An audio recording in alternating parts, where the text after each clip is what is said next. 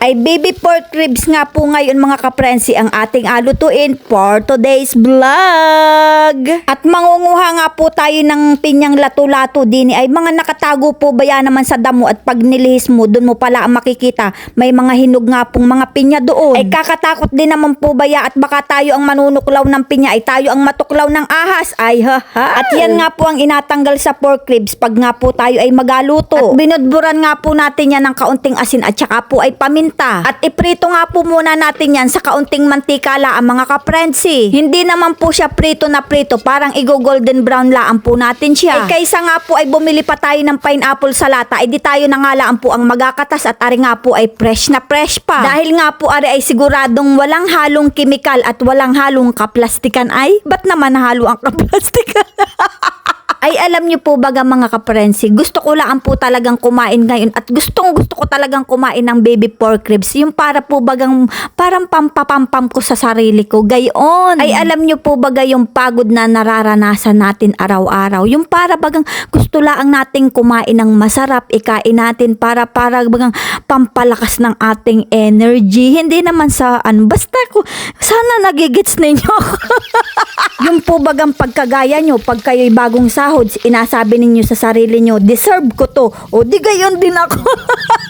At nilagyan na nga po natin yan ng toyo, oyster sauce, bawang at saka nga po ay half cup na asukal. At naglagay nga din po tayo dyan ng kaunting paminta, asin at saka nga po ay paprika. At syempre nga po hindi mawawala ang ating ketchup. At haluin nga lang po natin yan hanggang sa magmix yung ating mga nilagay. Ay kaysa nga ni po ay makain pa tayo sa labas, ay di tayo na nga lang po ang magaluto at mahal din po ang ganari pagka tayo sa labas pa mabili ng ganito. At dahil nga po na prito na natin yan, ay ilagay na nga po natin yung ating tinimplahang sauce. At lagyan nga din po natin yan ng isang basong tubig. Takpan nga po natin yan dahil nga po 1 oras at kalahati nga po natin yung apakuluin. At pagkalipas nga po ng 1 oras at kalahati, ayan, magtira nga po tayo ng kaunting sauce. Dahil nga po ito naman yung ating agawing pangpahid dun sa ating alutuing grilled. Ay nako mga kaprensi, pag naluto nga po ito, talaga naman pong napakasarap nito. Nilagyan nga lang po natin yan ng kaunting mantika. At ayan nga po, ilagay na nga po natin dyan yung ating pinakuluang ribs. At pahira naman po natin yung natitirang sauce natin kanina, kaya nga po tayo ay nagtira. Ay 1 piraso nga lang po yung niluto natin dahil nga po hindi ito pwede sa aking inay dahil nga po ito ay nako medyo mamamantika. At balibaligtarin nga lang po natin yan para nga po ay hindi siya masunog. At dapat nga po ay katamtamang apoy lang yung panggatong natin dyan para nga po ay hindi siya madaling masunog. At pag ganyan na nga po ang itsura mga kaprensi, ay pwede na nga po natin yang ahunin. At napakalambot po talaga niya. Kaya naman mga kaprensi, ano pang inaintay natin dyan? Sakmala na!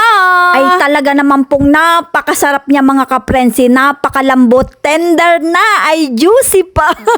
Kaya naman mga kaprensi, yung mga pagod na nararanasan ninyo sa buhay, yung mga nako, ikain lang po natin yan ng mga paborito nating pagkain, yung masasarap talagang para ay nako maibsa naman yung ating pagod, di ba? Ay nako, ay simot po man din hanggang sa susunod na video mga kaprensi. Maraming salamat!